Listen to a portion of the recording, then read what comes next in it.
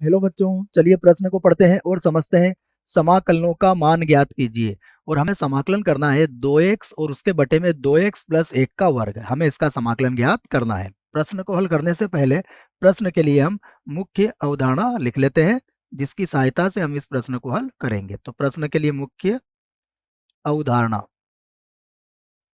मुख्य अवधारणा में हम प्रश्न से संबंधित समाकलन ज्ञात करने के कुछ सूत्रों को लिखेंगे, जिसमें पहला सूत्र मैं लिखूंगा समाकलन x की घात n dx, अर्थात x की घात n का समाकलन। इसका समाकलन होता है x की घातांक n प्लस 1, यहाँ बटे में आ जाएगा n प्लस 1 और प्लस हो जाएगा c। और ध्यान रहे कि यहाँ n कभी भी माइनस 1 के बराबर नहीं होगा। इसी में हम एक और सूत्र लिखेंगे, समाकलन 1 बटा x dx। तो इसका समाकलन होता है log मापांक x प्लस c। यहाँ log का आधार e होता है। तो यह दो सूत्र है जिसका प्रयोग हम इस प्रश्न में करेंगे। आइए, जो प्रश्न दिया गया है हम उसे i के बराबर मान लेते हैं। तो माना हमारा प्रश्न i के बराबर है।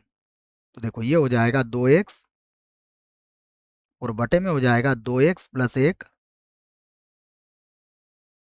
और पूरे की घात कितनी है, 2 है। अब हम देखेंगे कि हम इसका समाकलन सीधे ज्ञात नहीं कर सकते, तो हमें प्रतिस्थापन करना पड़ेगा। तो हम यहाँ पर क्या करेंगे कि 2x प्लस 1 को क्या मान लेंगे, t मान लेंगे। इसकी सहायता से हम इसे आसानी से हल कर सकेंगे। तो माना 2x प्लस 1 और बराबर कितना मान लेंगे, हम t मान लेंगे। तो यहाँ से देखें, अब हम इसका x के सापेक्ष अवकलन करेंगे।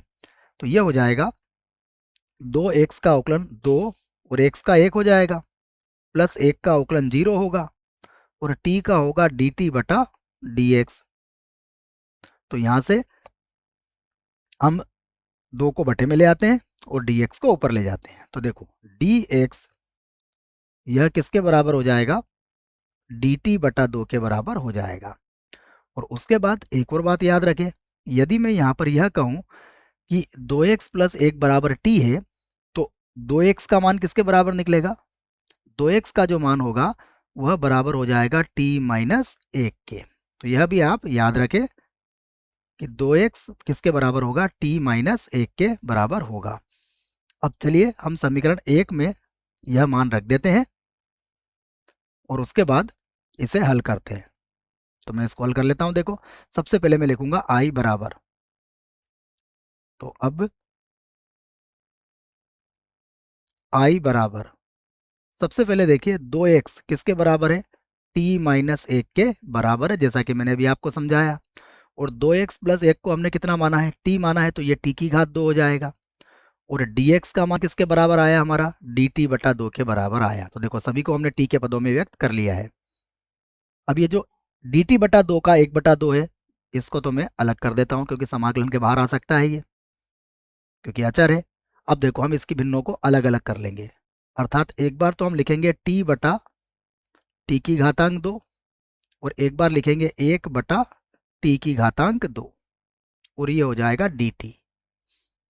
फिर से लिखेंगे हम 1 बटा 2 समाकलन, देखिए t से ये कट जाएगा तो हमें मिलेगा 1 बटा टी। तो यहाँ पर तो हो जाएगा 1 बटा टी और माइनस यहाँ पर हो जाएगा 1 बटा टी का वर्ग। दोनों को हम अलग अलग लिख सकते हैं इस प्रकार से। देखो, तो अब हम इसे लिख लेंगे 1 बटा 2 समाकलन 1 बटा टी और डी टी। यहाँ हो जाएगा 1 बटा 2 समाकलन, देखो टी की घातांक 2 है, ऊपर जाएगा तो इसकी घातांक माइनस 2 हो जाएगी। तो ये हो जाएगा टी की घातांक माइनस का 2 डी टी। अब देखिए, दोनों से संबंधित सूत्र मैंने आपको मुख्य अवधारणा में लिखवा दिए हैं। उन्हीं सूत्रों की सहायता से ये होगा 1 बटा 2 और ये देखिए 1 बटा टी, इसका समाकलन हो जाएगा लॉग और मापांक में आ जाएगा टी और इसका आधार कितना होगा, ई माइनस का 1 बटा 2। देखो, जब हम इसका समाकलन करेंगे तो टी की घातांक क्या हो जाएगा, -2 और प्लस का 1 हो जाएगा और बटे में भी कितना आ जाएगा, -2 और प्लस का 1 हो जाएगा ये। सूत्र मैंने लिखवा दिया है, और प्लस हो जाएगा सी। तो अब आप यहाँ पर देखेंगे तो हमें मिलेगा 1/2, उसके बाद होगा लॉग, मापांक के अंदर होगा टी, और लॉग का आधार ई होगा।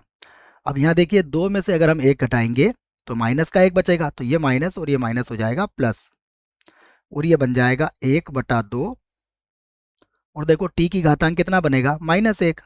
तो टी की घातांक -1 को हम क्या लिख सकते हैं, इसे हम लिख सकते हैं 1/t, और प्लस बन जाएगा सी। अब हम टी का मान यहाँ पर रख देते हैं। टी का मान हमने क्या माना था, देखिए टी का मान हमने माना था 2x+1, तो यहाँ पर 2x+1 हम रख लेते हैं।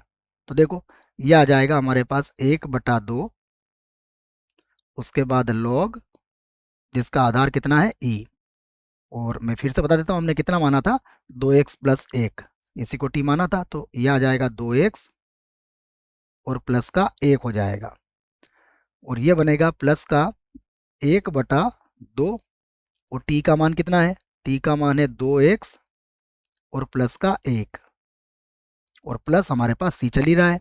यही हमारे प्रश्न का उत्तर होगा। एक आशा करता हूँ बच्चों आपको इस प्रश्न का उत्तर समझ में आया होगा। धन्यवाद।